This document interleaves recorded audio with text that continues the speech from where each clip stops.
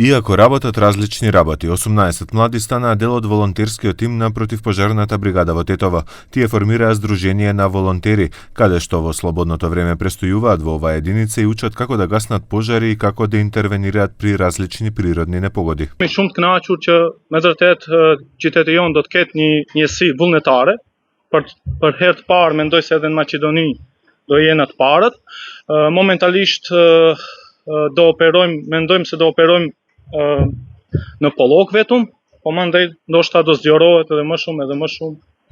Kështu që jemi shumë të kënaqur për këtë që marrim pjesë dhe jemi vullnetar të kësaj nisme. Командантот на Тетовската противпожарна единица вели дека целта е секое населено место да има волонтери и да бидат блиску во случај на интервенција. Ne pam të udhës që të organizojmë një shoqatë të tillë që do jetë ndihmës shumë e madhe për zjarfikësit e Tetovës, kështu që ju bëjmë thirrje si zakonisht të rive të cilët janë të interesuar për të kyçur në këtë organizatë që të kyçen dhe të japën atë kontributin e vet për vendin e vet, të cilën ne japim gjithçka për vendin për ta ngritur aty ku duhet. Председателот на здруженијето вели дека интересот е голем и секојдневно се пријавуваат нови волонтери. Целта е во секоја населба и село да има најмалку 2 до 3 обучени волонтери.